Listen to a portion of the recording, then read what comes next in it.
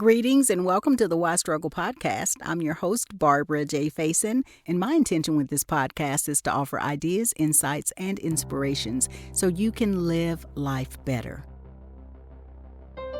Greetings and welcome to 2024, week 30. How are you sleeping?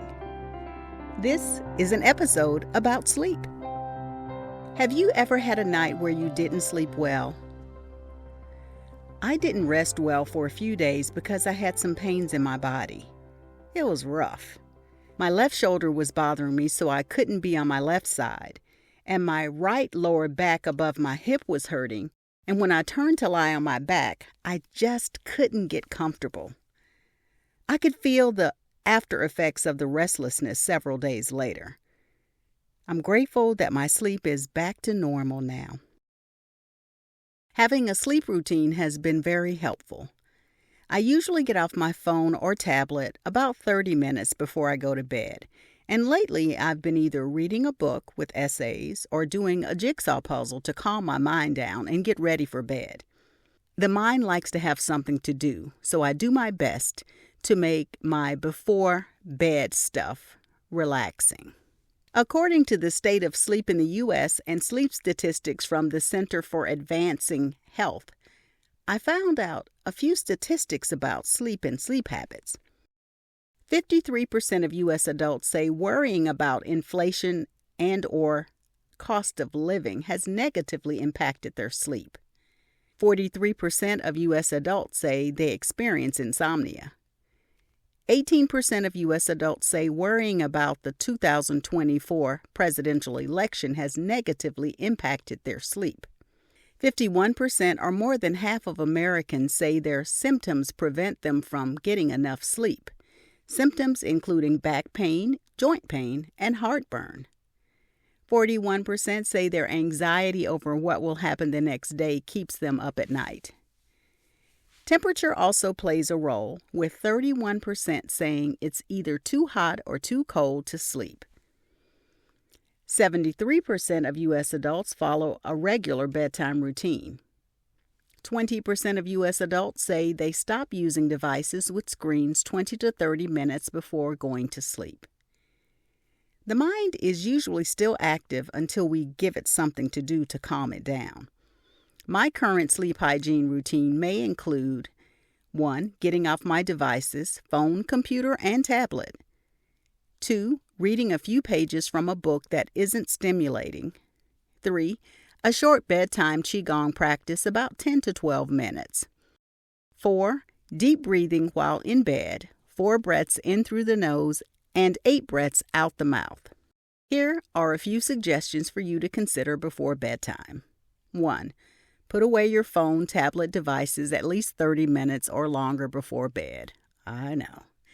2. Turn off the television before bed. Once again, I know. 3. Do a jigsaw puzzle. 4. Do word search, Sudoku, or crossword puzzles, not in the bed. 5. Bedtime qigong. 6.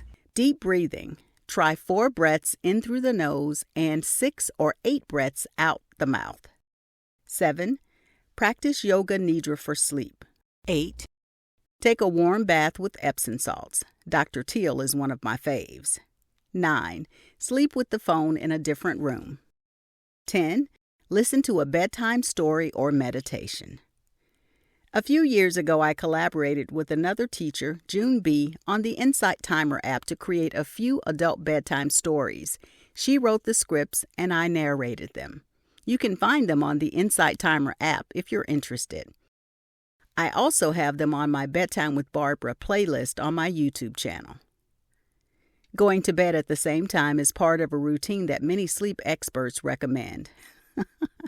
I'm not there yet.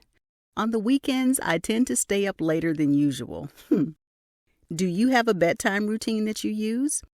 You can leave a comment wherever you're listening to this podcast. If you'd like to share your thoughts with me, Barbarafaison LLC@gmail is the best way to reach me. And if social media is better for you, LinkedIn, Facebook, and Instagram are best. The card I pulled for us today from my Relax, Listen, and Trust Your Inner Guidance card deck is the number 5 question. Who can I reach out to for wisdom and support? Who is part of your wise counsel team? My brother Tony and several friends are part of mine. I hope you will check out my YouTube channel, Barbarafaison, where I share ideas, insights, and reminders to be in the present moment called breath breaks and more. If you'd like to take a breath break, you can find over 50 on the Breath Break playlist. Be sure to subscribe, follow, share, and leave a comment if you joined. Feel free to share your thoughts, ask a question, or just say hello to me via email at barbarafaisonllc@gmail.com. You can also find upcoming events and where you can meditate with me. All of the links are on LINKTR.EE/Barbarafaison. Thank you for your support in being on this journey with me.